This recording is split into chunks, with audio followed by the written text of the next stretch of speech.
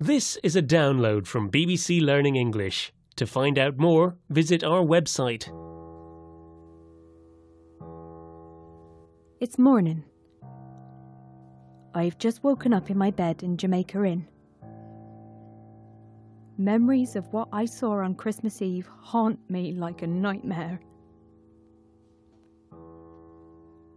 My uncle forced me to travel with him and his drunken men on Christmas Eve.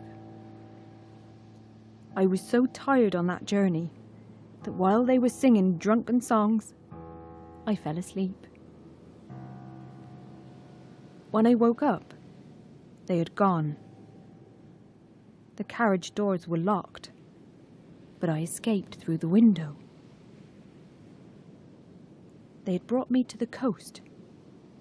It was a cold, misty night, but from where I was standing on the clifftop, I could see my uncle and his gang below on the shore, silent and still. They were watching the tide coming in, like a beast waiting to pounce.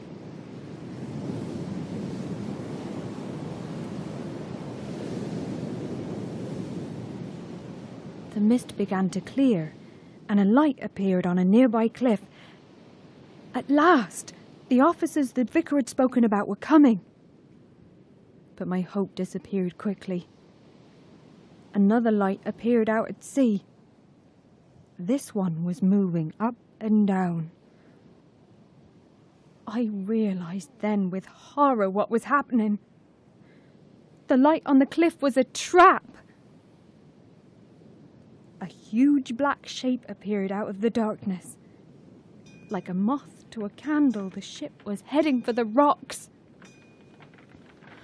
I remember now how I ran to the shore, how I screamed and shouted. But my uncle caught me and tied my hands so I couldn't move. I couldn't do anything except watch the disaster happen. The men splashed about in the water, grabbing treasures that had fallen from the ship. Bodies were floating on the water. The men fell on them and took everything of value, even rings on their fingers. Hours passed.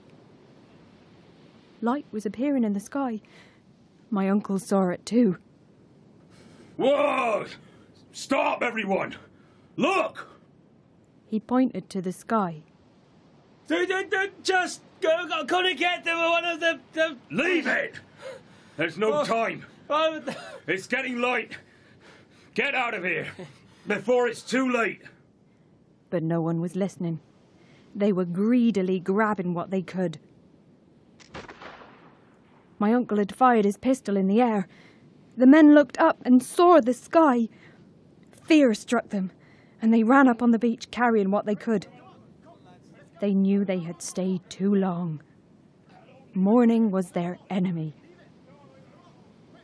I was too weak to move, but my uncle picked me up and carried me. In the panic, the carriage overturned. That meant there was only one small cart for everyone's escape. Stand back! I say stand back! Harry, make sure no one moves. Shoot if necessary. I said! There was blood everywhere. 2 men lay still. I fainted.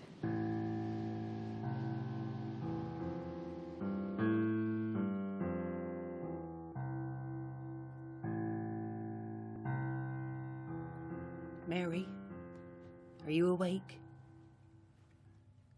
How long have I been lying here? 2 days. Why didn't you wake me? Mary, I've got to get up. Where are you going? Your uncle's downstairs. He doesn't frighten me. I must go and find him. He's never been like this before. He's locked all the doors. He's afraid of someone. I don't know who.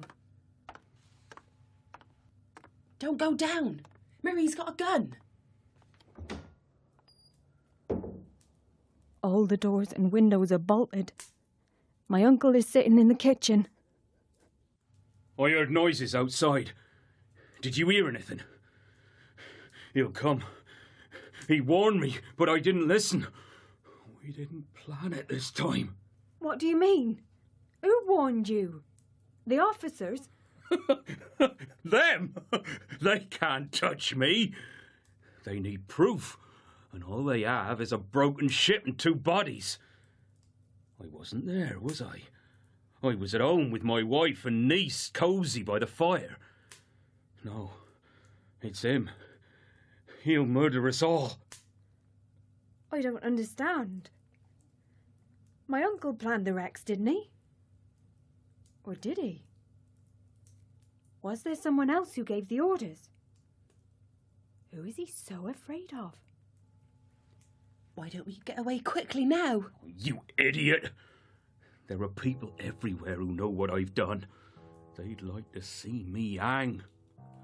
We'll stay till night time, when it's dark. We'll leave then. I go along with my uncle's plan, but in my mind, I'm making other plans. I'll escape somehow and find the vicar. He's my only hope.